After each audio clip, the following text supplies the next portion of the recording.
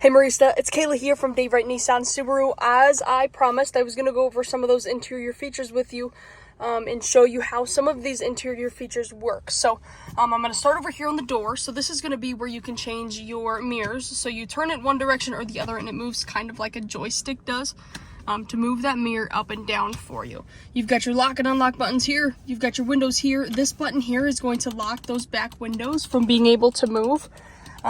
So like if you have a dog back there or something of that sort, that is going to make sure that if they put their paw on the window, it doesn't go down. Down here, no real buttons down here. Just make sure that these two dots are lined up, but this just controls your interior lighting. So you can dim your interior lighting or you can brighten it up. If you line those two dots up right there, when your lights are on auto, like it is right here, your interior lighting will automatically dim when your lights come on at night, so it's not too bright for you. Let's see. Here's your light stick. Excuse me. You have off, auto, lights on, and then your brights on down there.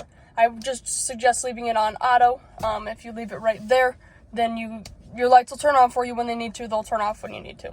This is going to be your fog lights, which is essentially just two little lights down at the bottom of your headlights that'll help you see in like when it's snowing outside or raining outside, things of that sort. Right up here. This is going to be where you can flip through your different program stations. So if I go into here, we don't need to listen to static. Let's see.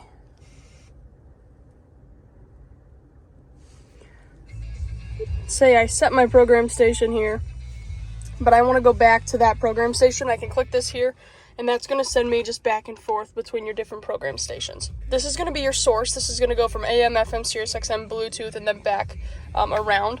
These buttons right here are going to change what you have the ability to see up there. So you can see your individual tire pressure. You can see what you're listening to on the radio. You can see the time and the date. You can see your average miles per gallon. You can see how many miles you have until the next gas station. You can also see how long your vehicle's been running. So if you're going on a trip or anything of that sort, this will give you the ability to kind of see how long your vehicle's been running and how many miles you've driven already, which is kind of cool sometimes. Back down here, you can answer and decline phone calls. When your phone is connected, you can use this to access Siri, or of course you could just say, "Hey Siri." Here you can do the volume right there.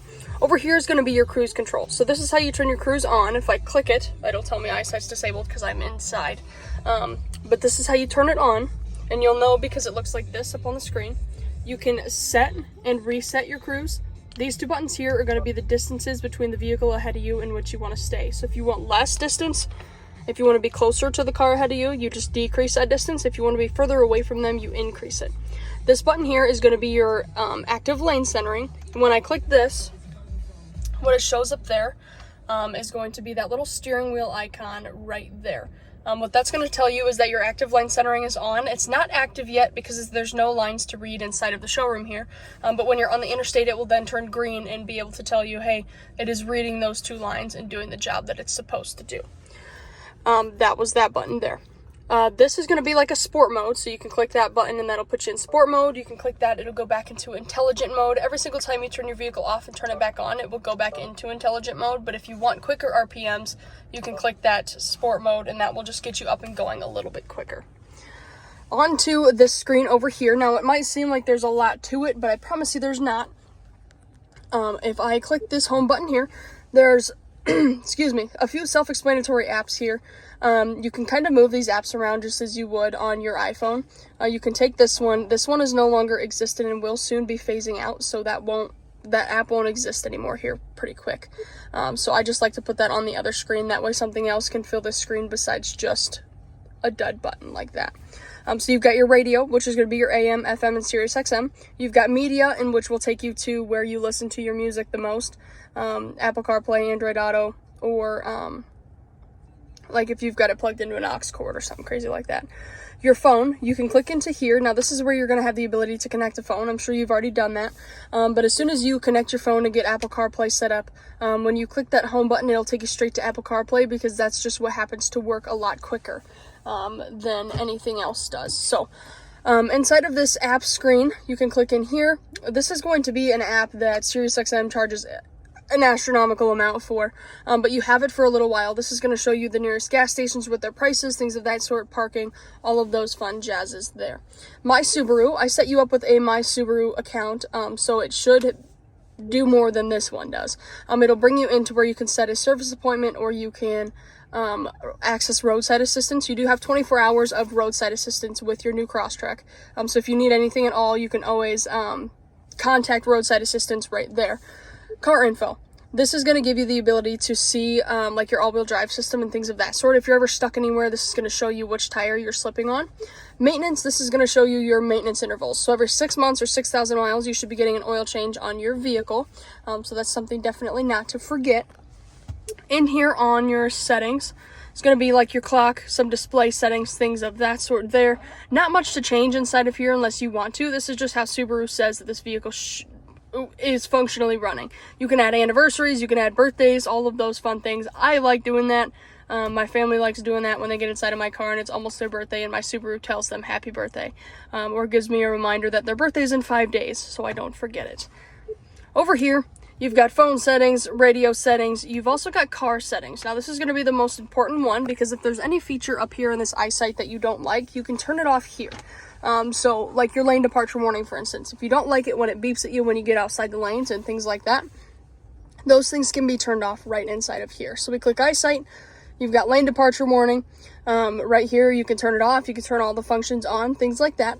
I highly suggest 5-10 minutes, come in here and just poke around at things. Nothing is going to be, you're not going to harm anything by turning anything on and off, but it'll kind of give you the ability to read what this vehicle has to offer you right inside of here. I always like to turn the lead vehicle acquisition sound on. With that being said, when a vehicle comes into your sight, when your adaptive cruise control is on, it'll give you a slight beep, and that just essentially is a sound that you can hear to know that the vehicle is finding what it's looking for. That way you know that it's reading that vehicle in front of you and you don't have to just guess and hope that it is. Let's see. Nothing else in here is super duper important. Your keyless entry system. I like to say something about this keyless entry system because when you put your hand on the door handle to unlock the car, only your door will unlock if it says driver door only, which sometimes for single females or females who are by themselves most of the time, it's nice for them to be able to do that. So right inside of there is where you can change whether you want all the doors to unlock when you put your hand on the door handle or just yours. So that's going to be in there for you as well. We'll head back out. You've got your display off, so the display is going to turn itself off. It's pretty self-explanatory. I just have to touch some buttons or a few to be able to get it to turn off there. We'll turn it back on here. You've got a valet mode. This is going to give you the ability to lock this screen up. So if you've got any personal information on here and you bring your car to a valet, a lot of people don't do that anymore, but you can always type in a 4-digit PIN or a 4-digit PIN that you set for yourself. And that's going to give you the ability to lock the screen up. That way only you can come in here and mess with a few things. Auto vehicle hold, that's something that I don't know why they still have on vehicles, but if you put your foot on the brake at a stoplight, it's going to hold the brakes on the car until you put your foot on the gas. Otherwise, right down here, you can turn your climate control off. You can turn it on. You've also got your fan speed here.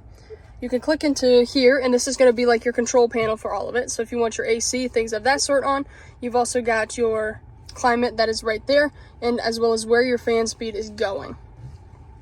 Down here, you can set a driver profile. So this is going to give you the ability to come in here, add a driver profile, connect your phone to your driver profile, and have your own radio stations connected to it as well. So we have a lot of people interested in this Crosstrek. There's an old man standing next to me. But you have the ability to come in here and set your own different driver profile to make sure it's a lot easier for yourself to be able to find your program stations and no one can necessarily change them when you come in here. So I don't need to add a driver profile for myself. Right inside of here is where you can connect different phones and things of that sort. You've got your front defrost, your rear defrost, and then physical buttons for your temperature controls. Down here is going to be your heated seats. Down there is your wireless charger. You've got your USB and USB-C and aux cord down there. This is going to be your parking brake. So when I pull this, the parking brake will turn on for me.